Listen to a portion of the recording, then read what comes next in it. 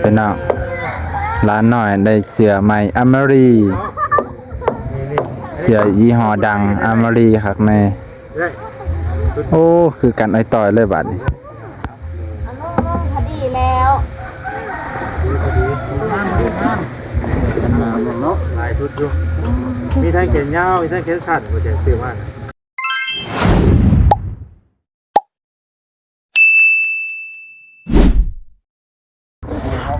สวัสดีพี่น้องลุงป่าเบิดสุขคนเนาะ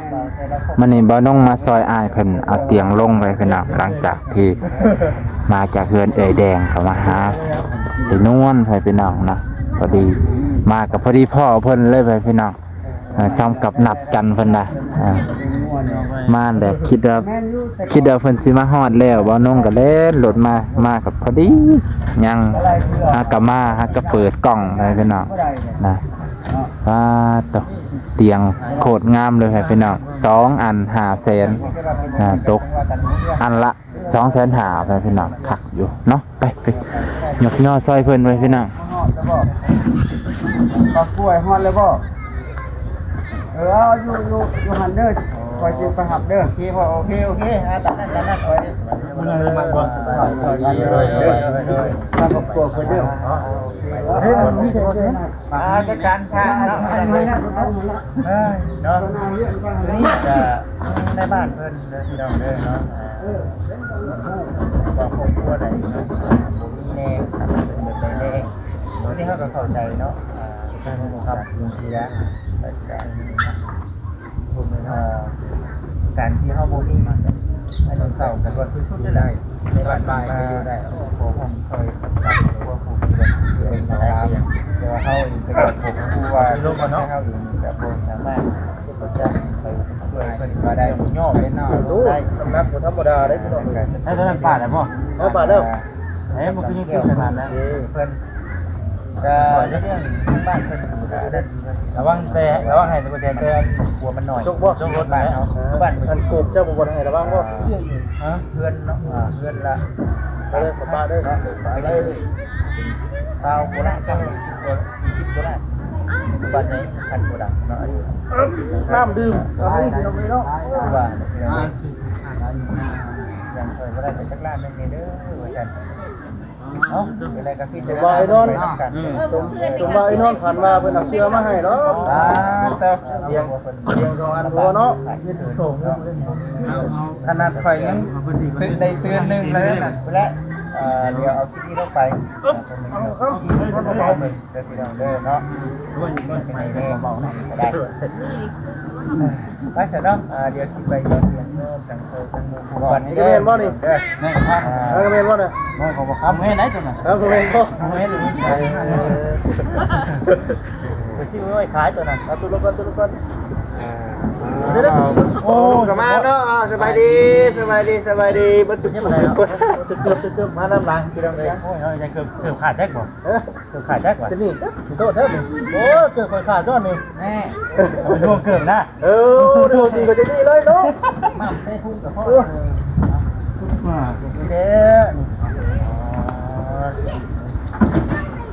อเกี่ยวเว้ยเนาะ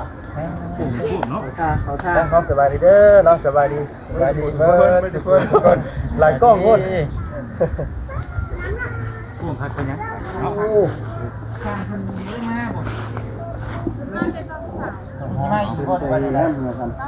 ไปพี่น้องหลังจากที่เอาเตียงลงแล้วไปพี่น้องบ่าวแซนเพิ่นกะมีของฝากเล็กหน่อยต้องมีไข่พร้อมให้พี่น้องไข่เสื้อผ้าเป็นแห่งงานไม่ได้จะเอาบ่เนาะต่อเพื่อนเพิ่นไปพี่น้องอัปเดตล่าสุดเนาะคักน้ำไปเลยก็แล้วไว้แต่ไปนังสิแล้วอะไรได้นี่เอาเส้นไม่เส้นใจอีกตีข้าวเรียบร้อยแล้วก็ตีใหม่นี่พอไปนังแล้วอะไรได้นี่ไว้เลยเบิ่งเพิ่นใส่เป็นกลางอันมองใส่แป้นนี่คือน้ำไม้ยังไม่เส้นแป้น แล้วเลยโอ้ไวแต่ว่าโอ้ถือว่าไวอีหลีเนาะ ไม่กระทันมาน้องเนาะ โดยไวเนาะ ไว้ โย เนาะเมื่อวานนี่เนาะ แม่น ยกขึ้นเมื่อวานนี่เพราะว่ามาอีกมื้อนี้ก็เป็นโค้งค่าเป็นทีมว่าอะไรพี่น้อง แม่น เกิดแต่ข่าวจากคนในชีเนาะ โอ้ยข่าวสังกะสีแล้วก็ถือว่า หัว จบเนาะ จบแล้ว แล้วไม้อันนี้คือนะไม้ยังกะตีแอมเพื่อนนี่ไม้เส้นเนาะ ตกเส้นผ่า ตอกเส้นผาเนาะตัวรวดเร็วทันใจบริการว่องไวเป็นไง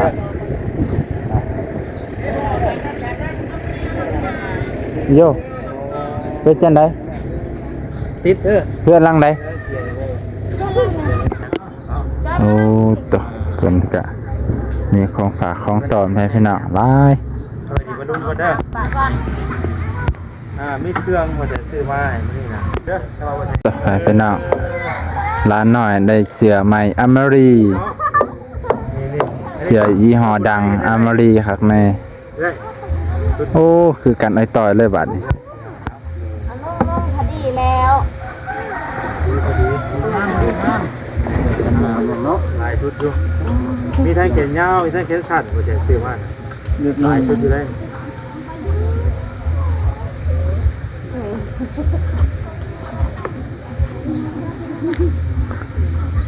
ผู้ใดผู้น้อยผู้ใดผู้ใหญ่เนาะบัดนี้ ลงกันเลย หลงกันเลยหันหลังมานี่บ่ฮู้เด้อผู้ใดย่ำไปบุญในใส่เสื้อนี่เด้อแม่ยังบ่ลง ย่าง ย่างไปนำกันไอ้ต่อยโลดคือเป็ดนี่ ผู้น้อยนี่ผู้น้อยนี่ เอาแหละ ผู้น้อยเด้อ อ๋อ นี่ด้วย เสื้องามงามให้พี่น้องครับ ยังบ่ได้คุม ทางหลังส่งอยู่นะส่งทางหลังจะมายัดก่อนนะยัดเสื้อลง ลุงได้บ่ชมจะเลยนี่ใช่ตัวนี้เจ้ามันจะพอดี1 2 3 4 5คน ว้าเป็นบอยแบนด์เลยมัน มันน้อยเพื่ออยู่ครบนะมันนี่ แม่น เดี๋ยวเลี้ยงกันลงเลยนะเนาะ แม่น เดี๋ยวมายืนเลี้ยงกันขึ้น ห้ามนี่มายืนแท้นี่ ไปยืนเลี้ยงกันก่อนมายืนเลี้ยงกันก่อนได้ถ้าน้องถ่ายรูปก่อนดิมามายืนถ่ายรูปดิยืนเลี้ยงกันตามลำดับนะตามลำดับถูกต้องแล้วโอเคแนวเก๊กรอรถ น้ำได้พี่น้องเลยเนาะเย้พอดีไปเลยเนาะมาเพื่อเลือกจะได้แรกกันเติมได้เนี่ยเอาเลยเสือใหม่เลยพี่น้องใส่เลยมาแรงนี่ ใส่นอนเลยเนาะ แก้ป้ายแล้วไม่ต้องแก้ป้ายเรื่องมูยใส่เสือใหม่ด้วยมูว่าเสือใหม่ว่า มากันตึ้งพร้อมทั้งนั้นทั้งนี้ หนาวเนาะ ใส่ตัวนี้ ใส่แต่กระซักมันไม่เห็นเนาะใส่เป็นลำบากอยู่ได้บ่ประเด็นมันจะมีตัวใช้ได้ยุ่งไม่ได้ซื้อมาเพื่อไว้อยู่ทดลองได้หรอการทดลองจะมีอัน ทดลองเสียง โอเคขึ้นแล้วทดลองว้าวตัวนี้แก้เสือวันนี้เนาะ จ้ะอย่าเฝ้าแก้ตอนหน้ากล้องเด้อ ต้องเฮ็ดเนาะ ตัวสุดยอดบุญล้นทับเลยนวลและก็ลูกเชียงใหม่เนาะบนเนาะ แมนได้เสื้อผ้าใหม่กันหนาวโยตัวเป็นชุดเนี่ยหายากเลยเสื้อเด็กหน่อย เนาะเป็นว่าเกิดที่ผู้หญิงงามเลยเป็นเสื้อชมพู ซื้อมาให้ผู้น้อยนี่ โอ้ เนาะเห็นเนาะ เอาไปเชื่อป่ะ บ่เซนนี่ก็เรียกเป็นเนาะ แต่ละคนเนาะพอดีเป๊ะเลย ตกใจป่ะ เจ้าก็เป็นพ่อค้าเลยบ่าวแสนนี่เลือกใส่นี่ถือเป๊ะหลายตัวอยู่ไปเราเลือกใช้เอาเนาะไปแล้วมานี่ มีแต่ตัวอุ่นๆนี่ว่า ตะอยู่ผู้น้อยนี่ นมๆเลย เสือ